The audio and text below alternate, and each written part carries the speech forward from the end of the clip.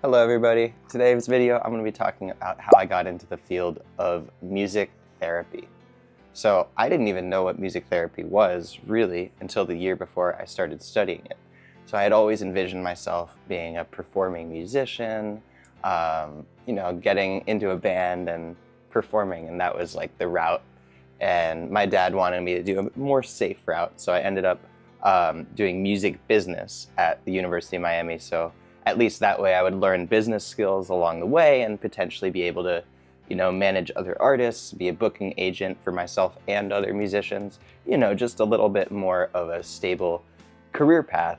And I was very excited to study at the University of Miami when life kind of just slapped me in the face. I was in a relationship that wasn't really serving me at the time, and I kind of went to other ways of coping with that situation. And I ended up experimenting with acid, which was not the best for my body chemistry at the time, or really ever with my body chemistry. So following this, the trip itself wasn't what you would call a bad trip, but following this, my mind kind of went spiraling and spiraling. I started sleeping less, and I started having symptoms of mania. I actually got sent to the hospital and diagnosed with bipolar, which was likely activated by the acid at the time. And I actually became a patient at an inpatient psych hospital, right? So now I was on the other side of essentially what I do now. And during that time, I had really paranoid thoughts. My thoughts were not oriented in reality at all. I had many delusions. Like the way I'm talking right now, like you wouldn't even recognize me. I was in my own world completely. I mean, I was so sleep deprived that my body wasn't functioning really, and my mind was not functioning. Everything was so scattered and disorganized. It was it was a hot mess, let me tell you. So, I mean, thoughts of, people in my life that had died, like somehow being able to be back alive, like, that's where like the lines are with where my thoughts in reality are not. But one of the turning points in that hospital for me was actually a musician who came in and played a guitar, printed out lyrics. I had been repetitively singing this song, Imagine, by John Lennon, and he picked up on that. And he actually printed out the lyrics, brought his guitar, and we all sang it together. And in that moment, I felt connected to the other musicians around me. It was truly a turning point in the trajectory of my healing at that time. And it connected me with the other patients, with the staff, just other humans, right? Because I was so lost inside of my own mind, right? And especially when you're a musician in the inpatient psychiatric unit, you're separated from your instrument, right? You don't have your piano, you don't have your guitar to just go and play, right? And that had, all my life kind of been my answer when, life gets hard or like, things get very stressful. At least I can kind of pour my heart out on an instrument and kind of get these difficult feelings out. Now in this new setting in the inpatient psychiatric unit, I didn't have that, right? So being able to do that was amazing, and being able to have that space and be seen was super impactful for me. And to this day, I actually don't know if that particular staff was a music therapist, because it all happened so fast. I mean, he printed out the lyrics, we sang the song, but I think my memory is a little foggy sometimes in episodes. You don't remember everything super crystal clear, but I do remember it being very short. I remember him coming in, we sang the song, and he kind of left. But even those 10-15 minutes of that moment was just so impactful for me. So when I got out and kind of started, getting back into normal life, I did outpatient therapy for a few months.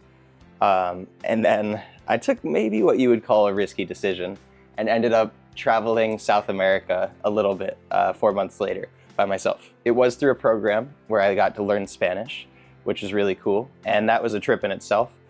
Taught me a lot about the world, a lot about how the US is very different than how other countries run things.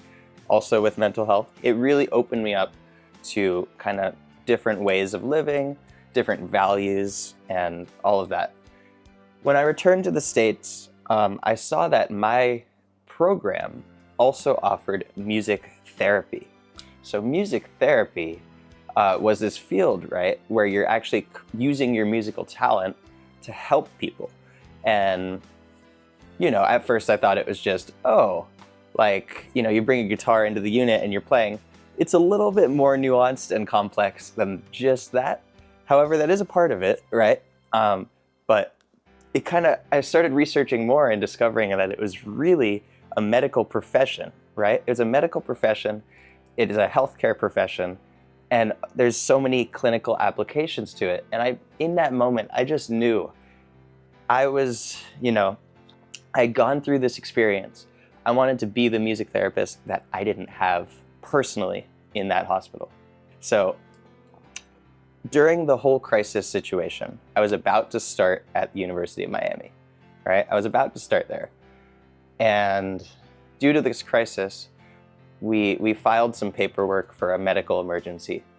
And the music school didn't particularly like the idea of holding my spot in the music school, particularly the Frost School of Music, because it is a very competitive program.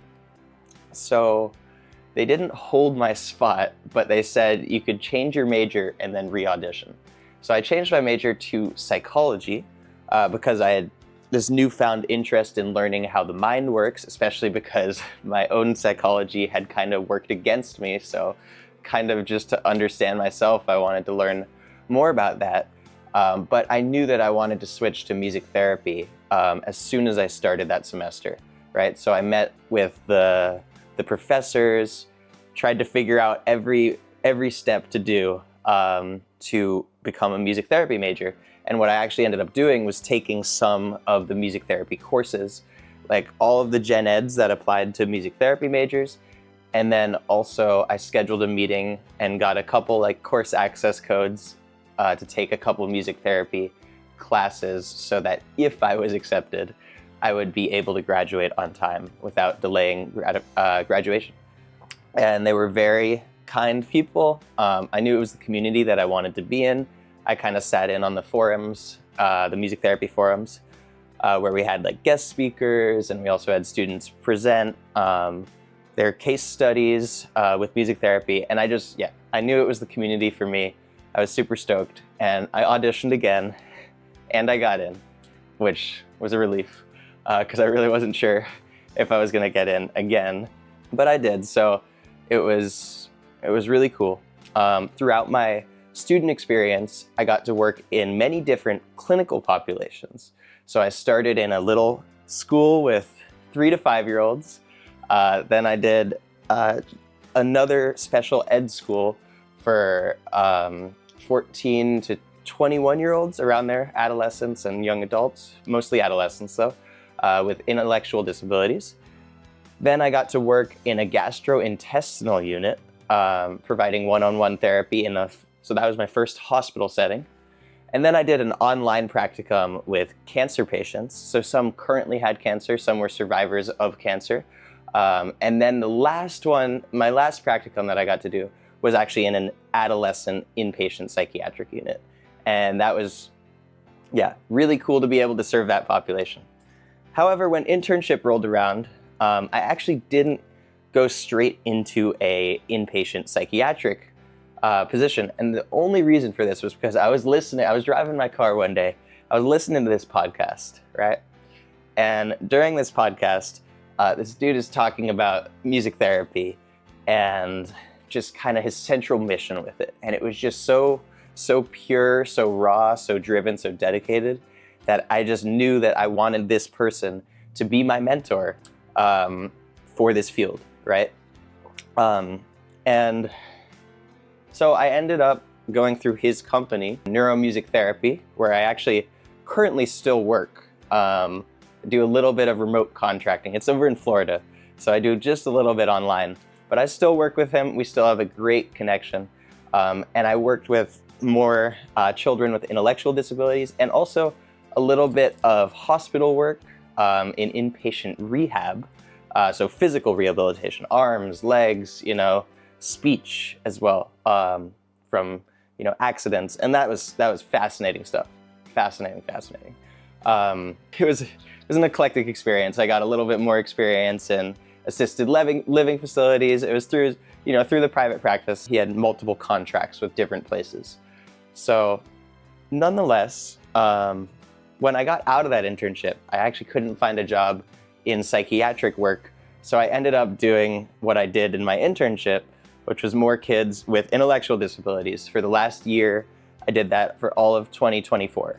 It was still great work. I was, really loving working with the kids, and we accomplished a lot in music therapy, but I knew that something was missing. I mean, I got into this field to serve psychiatric patients, and that was still my mission. But just recently, I took on a new position through Fremont Hospital, and this is through another organization. I'm a subcontractor through BU Music Therapy. And being able to serve this population, and now for the first time serve adults in the inpatient psych, as well as adolescents. I'm purely in inpatient psychiatric care. I'll run 7 groups in a day. I did another video, which I'll link in the description, about kind of what a day looks like in inpatient psychiatric care.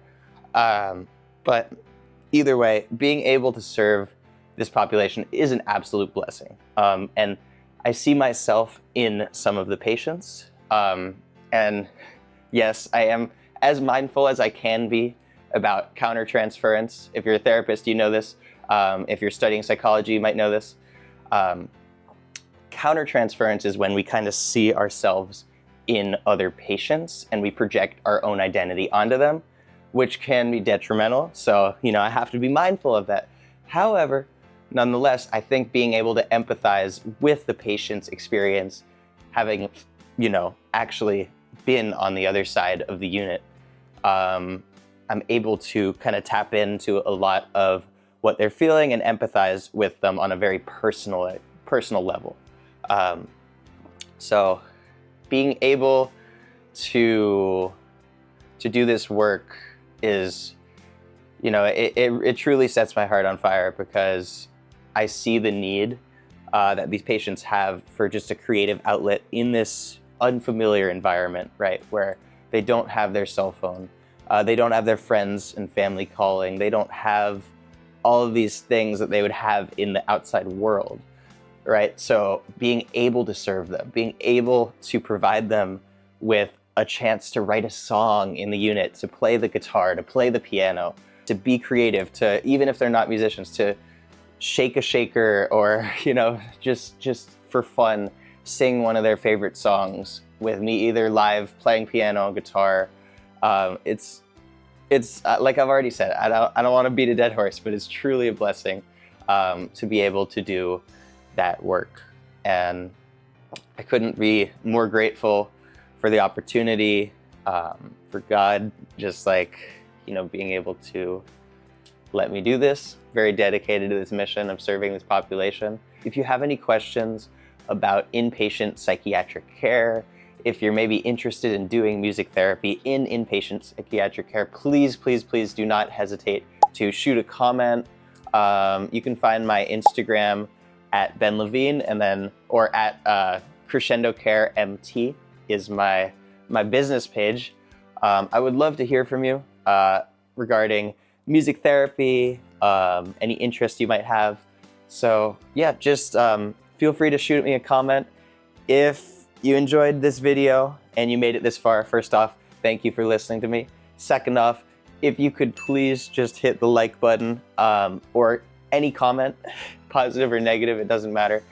It would help boost the algorithm and help me reach at least one more person.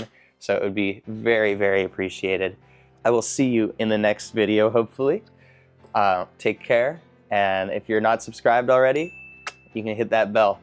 Alrighty, thank you. Have a good day.